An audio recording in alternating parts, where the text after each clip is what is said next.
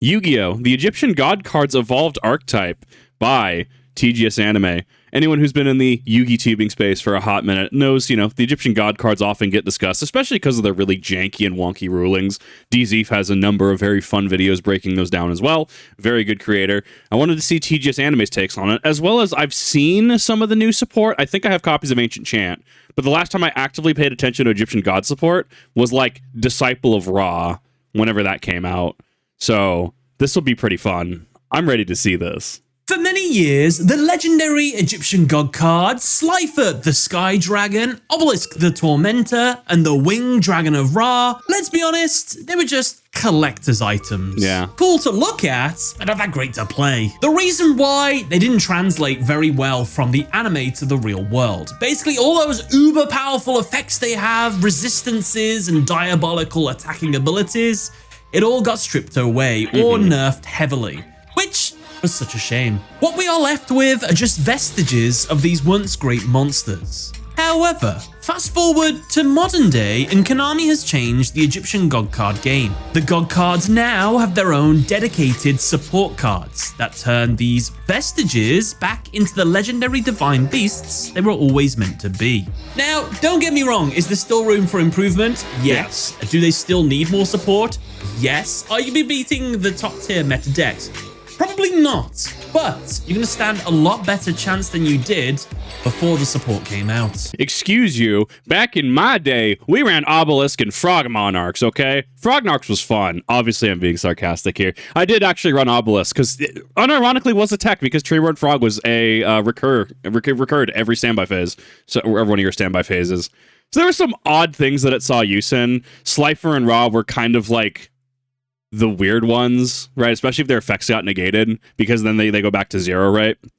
At least in Slifer's case, when the effect is no longer negated, it checks how many cards you have in hand again like that. But it's variable because of how many cards you have in hand.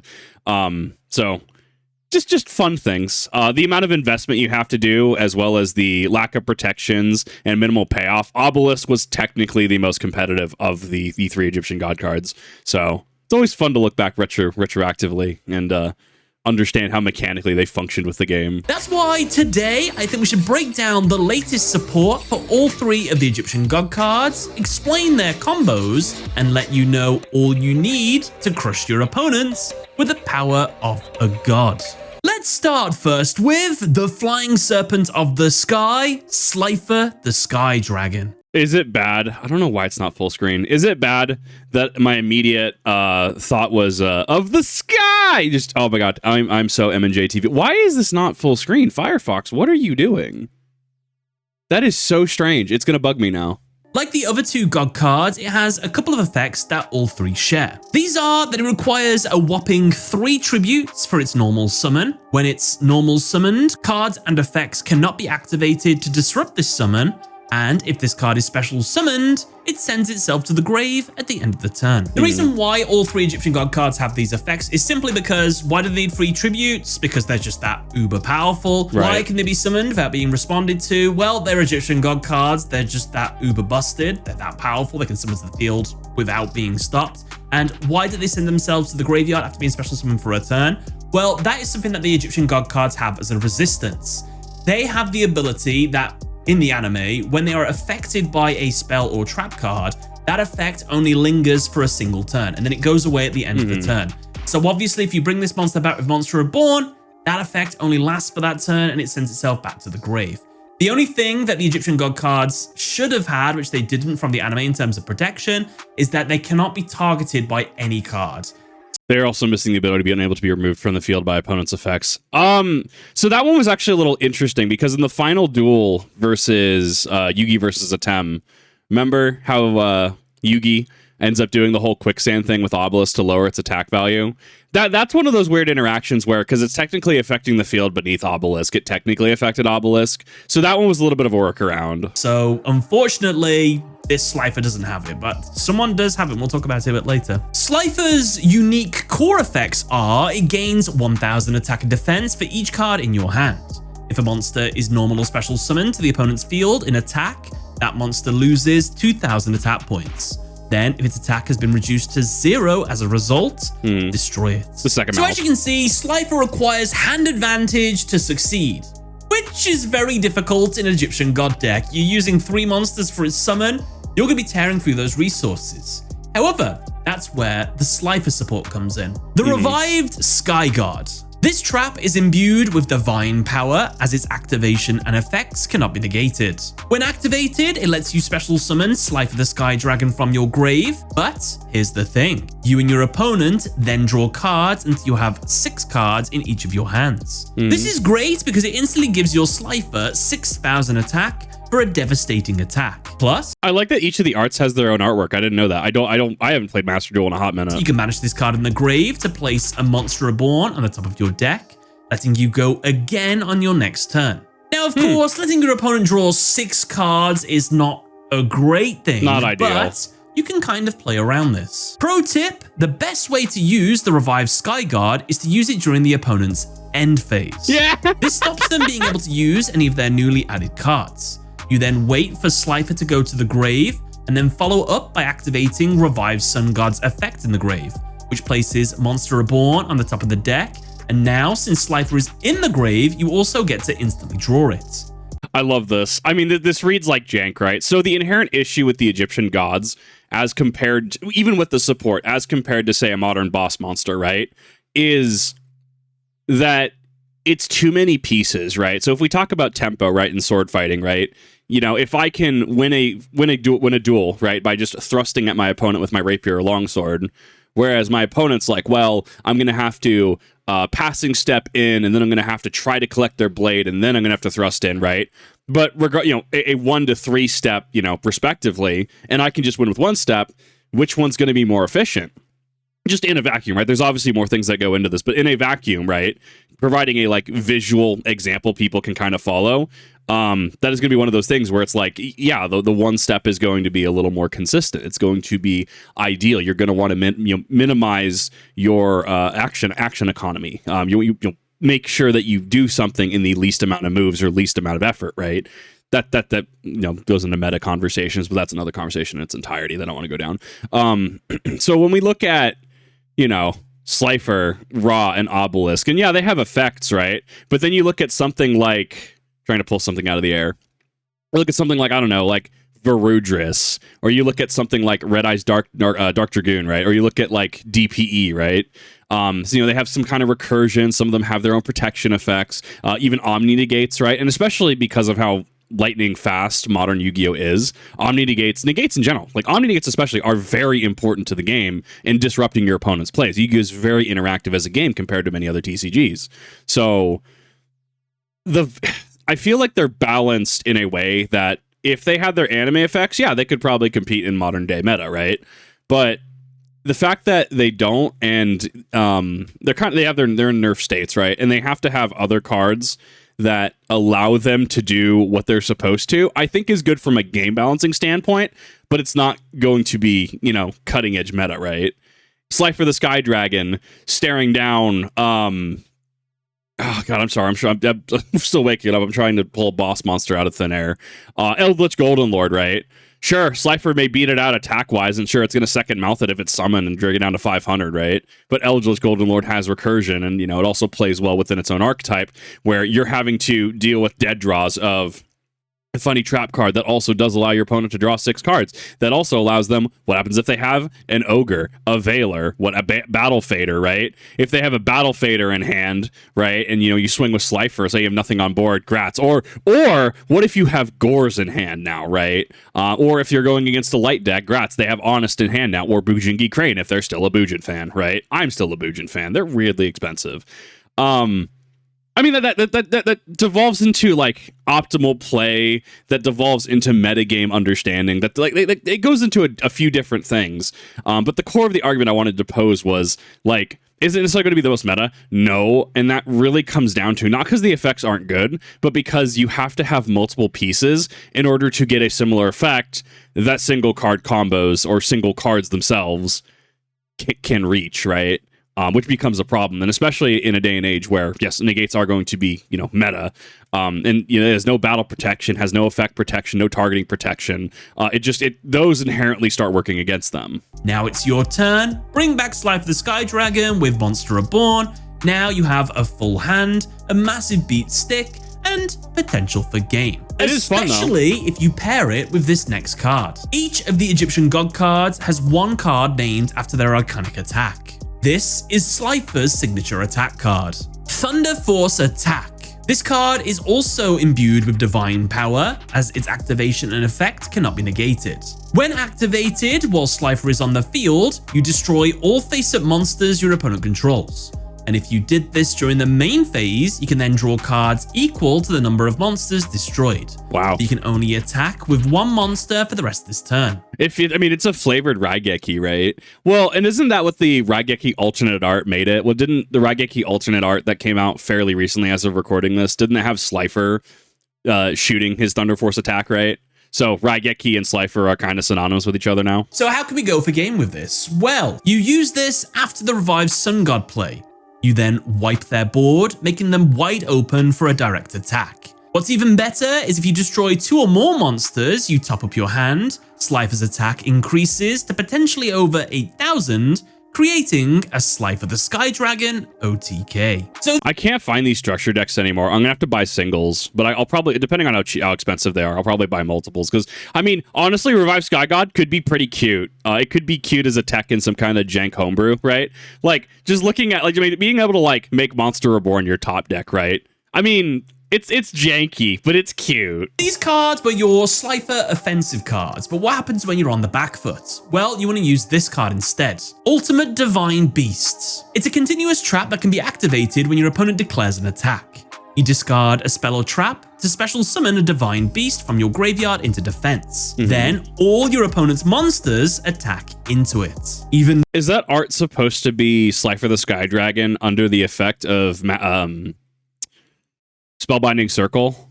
I vaguely remember, I love that they're using anime scenes for this. I think that this was a theoretical in Yu-Gi versus Strings. I don't remember offhand. I'd have to go back and watch Battle City to remember what this scene is exactly. But if it is Spellbinding Circle, I love how once again we don't have the funny symbol because that got censored. Better, during the end phase, if you still control that Divine Beast, you destroy all face-up cards your opponent controls that activated their effects that turn. This trap effect is a reference to the anime ability of Egyptian god cards, that if they are summoned during the battle phase into defense, they redirect any attack to themselves. Right. We see this moment specifically where Slifer was revived using Monster Reborn when Marek attacked. It tanked the attack to save Obelisk. And I'll just quickly mention, I know this is a generic card. It works with all of the Egyptian god cards, but it's got Slifer on the picture, so I put it in the Slifer category. I've already mentioned that all the god cards have a signature attack card. However, only Obelisk so far has a signature effect card.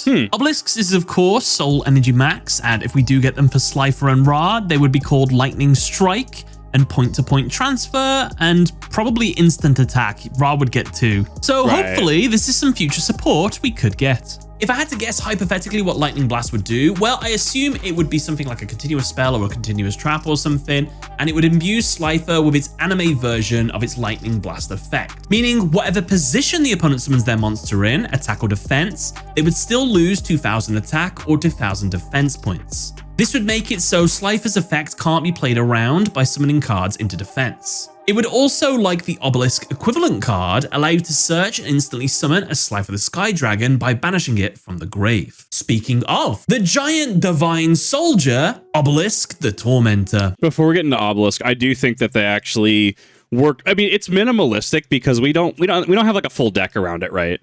And you're gonna have to support it with other things. But honestly, it seems like it functions. It's very thematic, and this is what I think. As many issues as we can have about Konami doing Konami things, especially with Yu-Gi-Oh ban lists, making sure that ban lists coincide with set releases, and they'll unban cards to push product releases, right? We know that's kind of things Konami does. One thing we can say is that from a design standpoint, they're really doing numbers, and they're really doing a good job of going back to older archetypes and older deck designs like Yu-Bell, something I play habitually, almost solely. And I feel like they're really looking at the design of it and expanding on it in a good way. But Yu-Bell's also kind of a weird argument because Yu-Bell is fairly meta, all things considered. Didn't it win Worlds? I think it won a Worlds, right? Or at least it won a very big tournament. So that's also a really weird catch-22 argument where, yes, technically I'm I'm onto something in regards to them doing design, but that also is a biased argument because, oh my god, like Yubel is nutty. Yubel is disgusting. Obelisk, like Ra and Slifer, shares the effect that it requires 3 tributes for its normal summon. Its normal summon cannot be responded to, and it sends itself to the grave at the end of the turn is special summoned. However, it is the only Egyptian god card to keep one of its better anime protection abilities. And that is Obelisk the Tormentor cannot be targeted with card effects. You can still Dark Hole and Raigeki it, but yes, this itself does kind of boost it up a little bit in terms of compatibility or competitiveness. This ability makes Obelisk so much more resilient and just better. I don't know why all the Egyptian god cards just didn't get given this ability anyway. Like, it just generally makes them more godly if they can punch through a mirror force, and that mirror force just does not work on them. You know, instead of just getting blown up by a mirror force. An Egyptian god killed by mirror force? Just embarrassing. Not that mirror force targets or anything, that's a bad example, but you see the points I'm trying to make. I mean, something like Sakuretsu Armor attacking and activating Sakuretsu Armor, right? That, I mean, yeah, it wouldn't be destroyed by card. Well, no, because that doesn't target. Oh my god. I'm trying to find an example off the top of my head.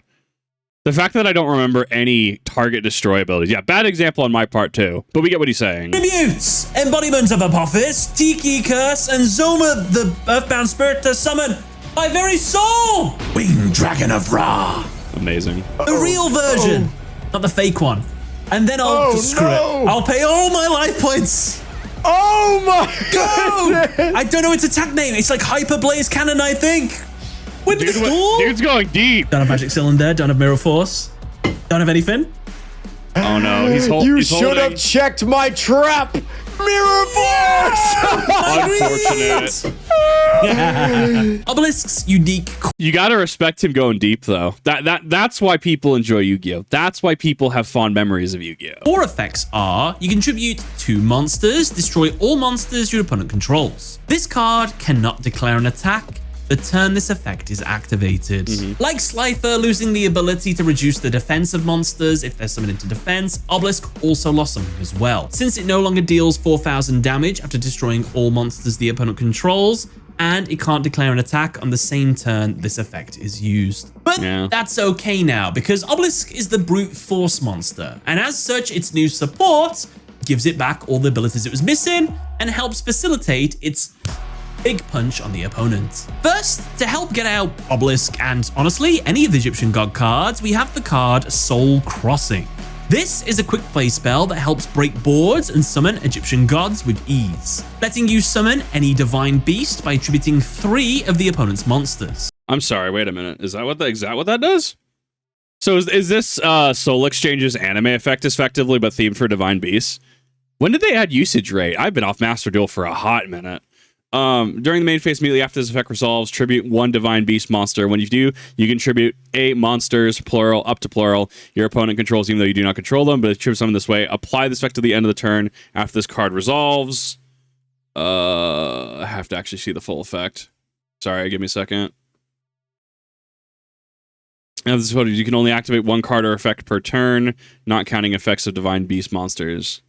I mean, that's pretty fair, all things considered. Monsters. The only drawback is until the end of the next turn. After this card resolves, you can only activate 1 card or effect per turn, not counting the effects of Divine Beast monsters. This card is of course a reference to Kaiba using Soul Exchange on Ishizu's 3 monsters to summon out Obelisk the Tormentor. Fist of Fate. This is Obelisk's signature attack card.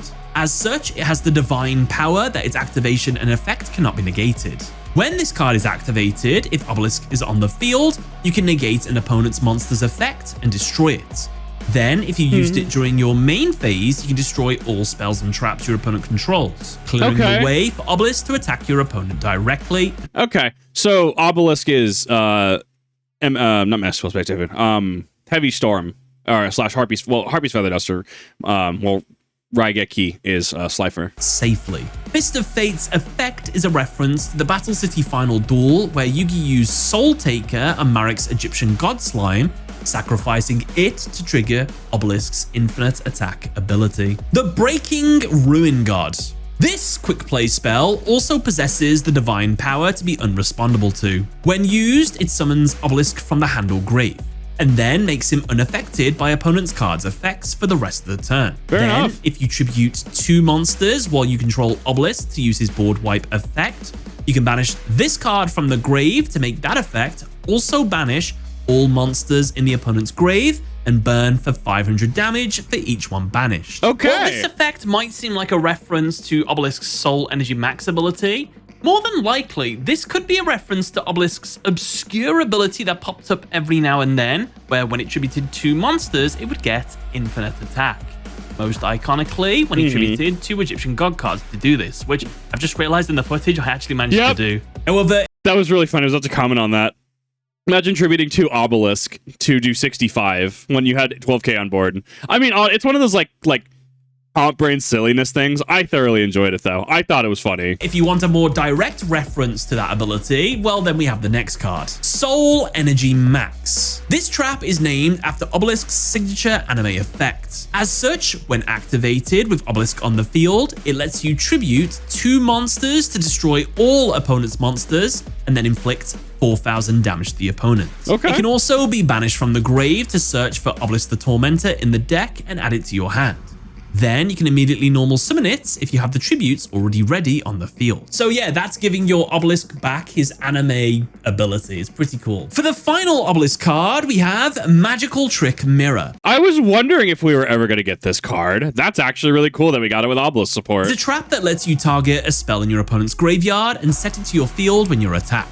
While this card is in the graveyard, you can banish it to send a monster reborn from your hand or face down on your field in order to summon Obelisk the Tormentor into defense from your grave, and then force all opponent's monsters to attack into it. The idea with this card is a little bit tricky. You want to steal your opponent's monster reborn, set it face down on your side of the field, and then banish this card in the graveyard to get rid of monster reborn, summon it back, and then force all your opponent's monsters into attacking it.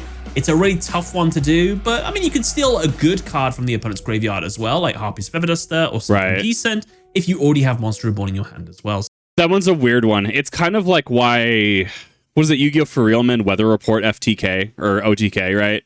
How Weather Report's really tricky to use because you effectively, like, who uses Swords Revealing Light? Don't get me wrong, and then you fight against someone, you duel against someone who has a Swords Revealing Light, and you're like, oh my god, that's actually Swords Revealing Light, and that's actually a problem because something don't actually have back row hate. But it's like, you have to give, so the whole concept was like to exchange them Swords of Revealing Lights. They activated the Swords of Revealing Light to flip your Weather Report to do Weather Report shenanigans, right? So like, the fact that it's a card, and not just Monster Reborn, because Monster Reborn is, limit 1, but not everyone runs it because unlike the older game where it's very much could be used as power plays, it still uses power plays, but in a different way. It's using an extender most often, right? It's you're not necessarily using Monster Reborn to resurrect your opponent's Blue Eyes and Swinging, right? Their cards, or your Obelisk the Tormentor for the turn to crash for 4k, right? You're kind of using it to extend your plays because you need a body on field to like link away or sync away, right? So the fact that it's dependent on not just your opponent having cards, so it's a very reactive play instead of a proactive play, right? But it also relies on a card that not everyone runs, so this one's a little tricksy to work around. So it's kind of cool. And Magical Trick Mirror, if you didn't know, is a Kaiba card, and it's a card that he used alongside Obelisk the Tormentor. For the final Egyptian god card, we have the most complex god, yet the most nerfed, the Winged Dragon of Ra. Ra in the anime stood above the rest. Hierarchically, it was just better than the other two, and effect-wise, it just had so many. It had 3 different forms, had a bunch of different effects. You had to read a hieratic chant to even make this monster playable, and then when they brought it into the real world, they ruined it. Of course, they kept its 3 monsters to be tributed for normal summon. Its normal summon can't be negated, but they made it so the Winged Dragon of Ra can't be special summoned. That's diabolical. The main gameplay play that Marek did in the anime with the Winged Dragon of Ra in his deck is he just dump Ra in the graveyard, bring it back with Monster Reborn, repeat that over and over again. He just kept bringing it back with Monster Reborn to cheese it out so he didn't have to do 3 tributes. I can't believe they wouldn't let you do that. What did they think was going to be so broken that you would summon Ra out by special summoning it and then just keep paying 1,000 life points to wipe your opponent's field? Iron before Konami decides to just like, nah, actually the Egyptian God card effects we've had all these years since Battle Pack Epic Dawn, nah. As it turns out, those were actually counterfeits, and then they just like issue retrains of all 3 of them to actually make them meta threats. I'd be okay with that. Well, because we kind of technically see this with a Legendary Ocean, where this card is always true. What was it? No. Yeah, it's a Legendary Ocean, right? And then you have... Oh, it's another card that's always treated as a Legendary Ocean, but because it's always treated as a Legendary Ocean, even during deck construction, you physically cannot have 3 copies of that card and 3 copies of a Legendary Ocean, because that you would have 6 copies of that card in the deck, right? I think it'd be really cute. I think it'd be really cheeky. I don't think Konami would actually do it. This is definitely like, meme territory of like, nah, actually, we're just gonna Warhammer 40k Terminus Decree. This is actually what this is now. Like, now you're actually playing with the actual non-counterfeit versions. It's not even that bad.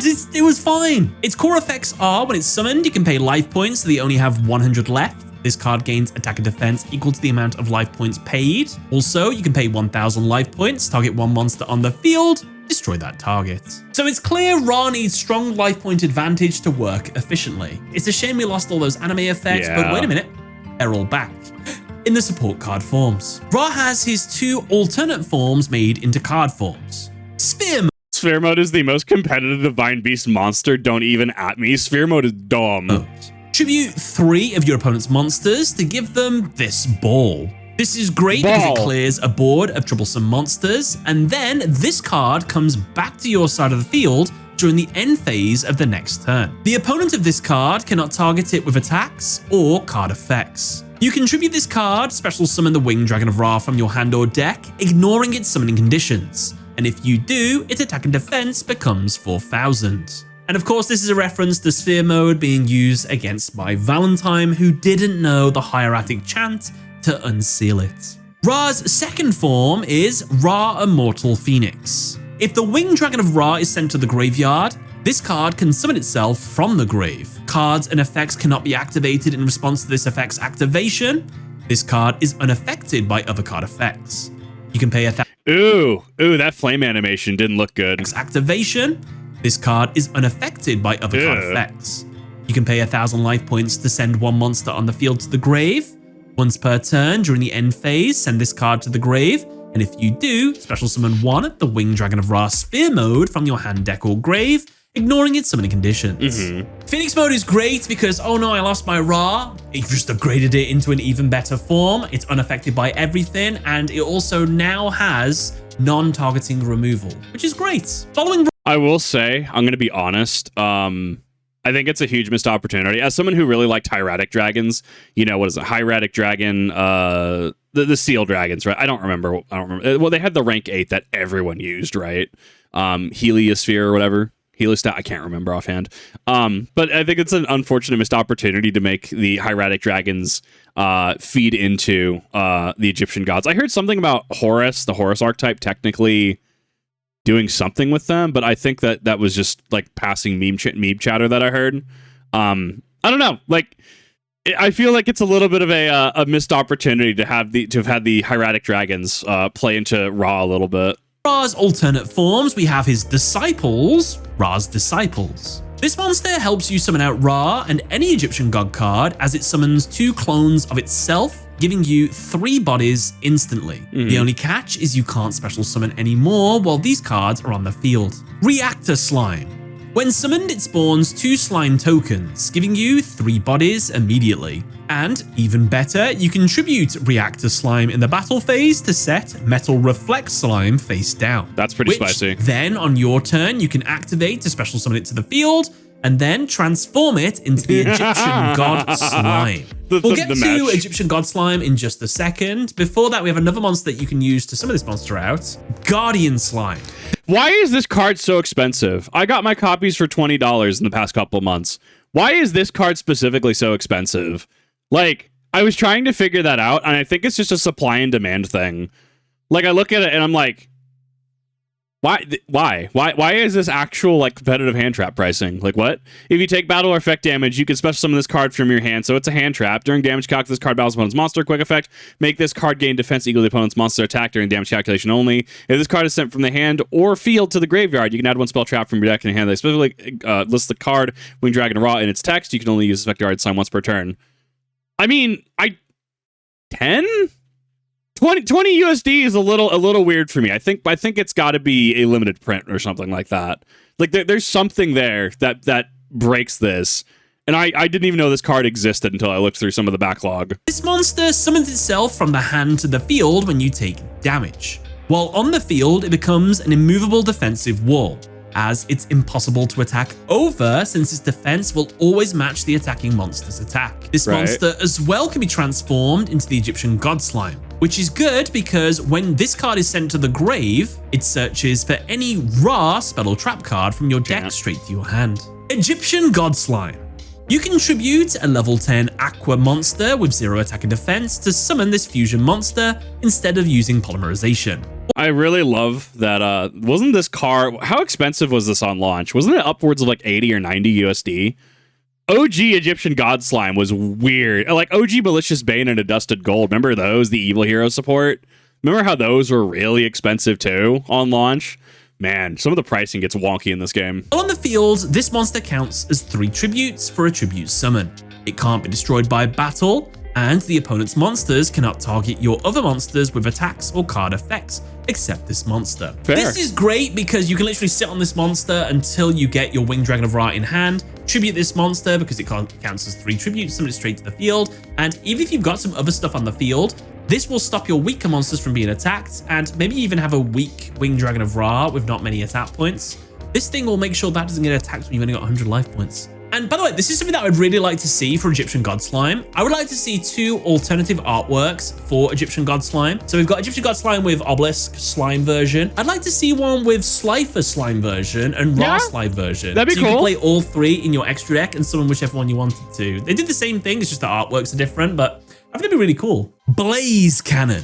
Named after Ra's signature attack, it possesses the divine power, as this card's activation and effect cannot be negated. When activated, it gives the Winged Dragon of Ra on the field a bunch of its anime effects until the end of the turn. Ra now becomes unaffected by your opponent's card effects. When an attack is declared involving this card, you can tribute any number of other monsters that did not declare an attack this turn. This card gains attack equal to the tributed monster's combined original attack until the end of this turn. Yeah. After damage calculation, if this card attacked, you can send all monsters your opponent controls to the graveyard. The True Sun God. This continuous spell, when activated, adds the Winged Dragon of Ra or one card that mentions it from your deck to your hand. From now on, only the Winged Dragon of Ra can attack on the turn they are special summoned. Okay. Yes, you heard that right. This card is actually a floodgate. Monsters special summoned to the field can no longer attack on the turn they're summoned, except Winged Dragon of Ra himself. I mean, to be fair, a lot of people in Yu-Gi-Oh hate their lingering effects, right? That's why D-Shifter was very, very controversial. It's why some of the Mulcharmies are controversial as well, right? Lingering effects are very much a sore spot with the community.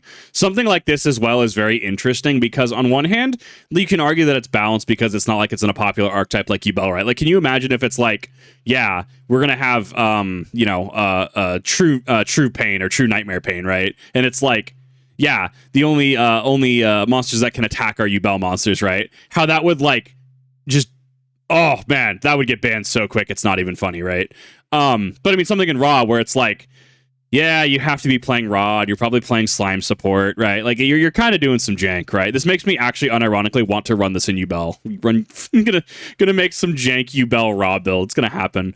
But the other side of the coin is because it's such a powerful lingering effect, it makes me wonder if this card might get hit at some point, because that's not nothing.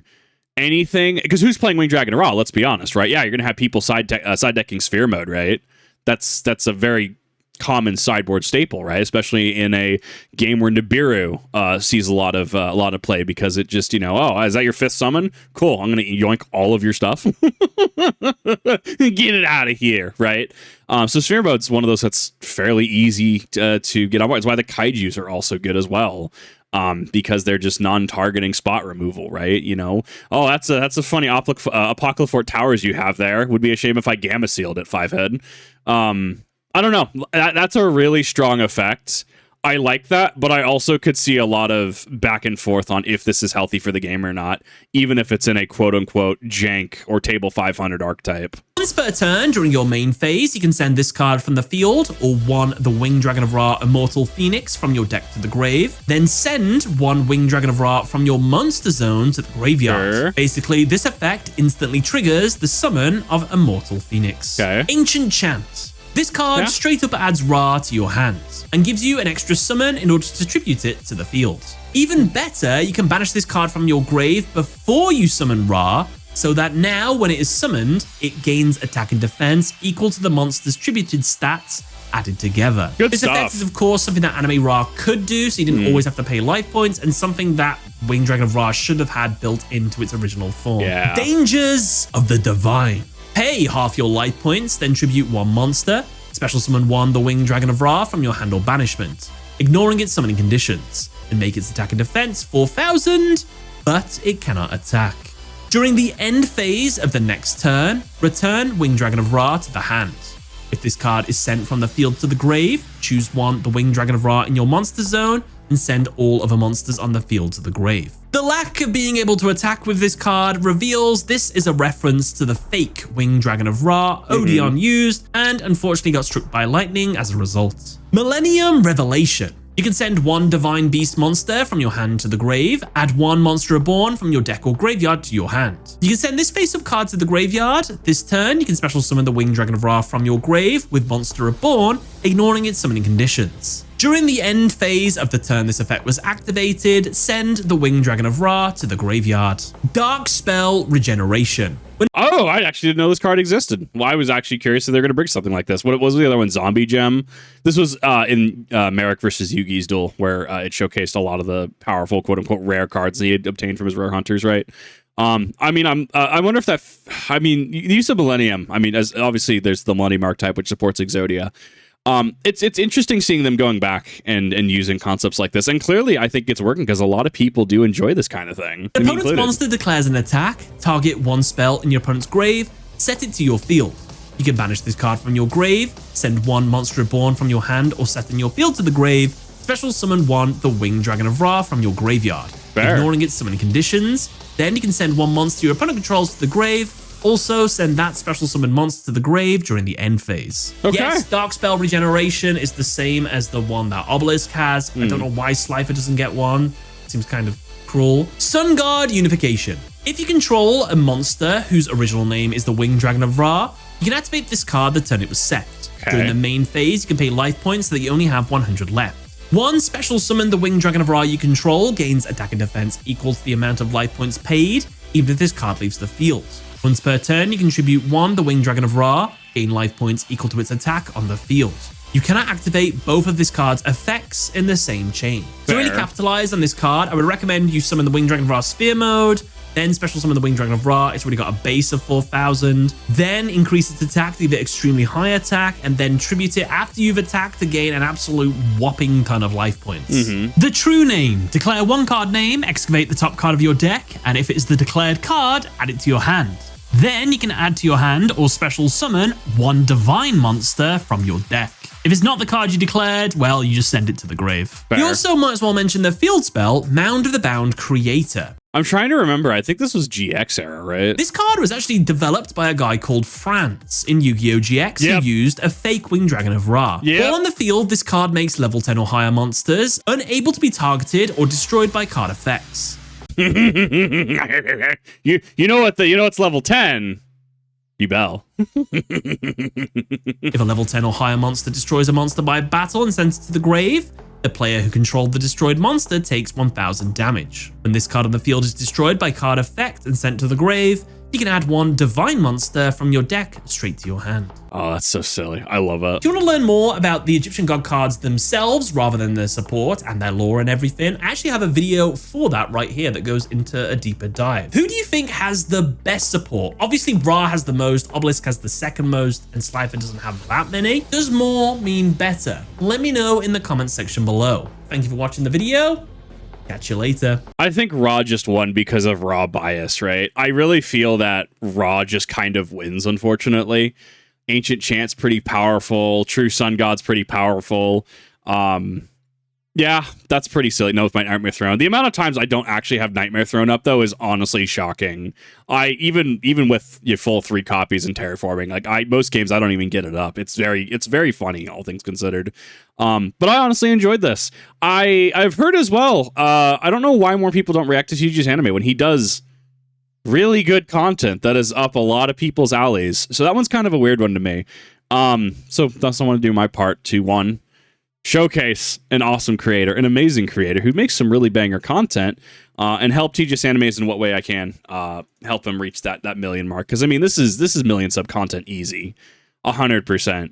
And I want to do what I can to help the algorithm pick up, if people watch my reactions, maybe they haven't watched TGS Anime. And I know for a fact there's people who found TGS Anime through me.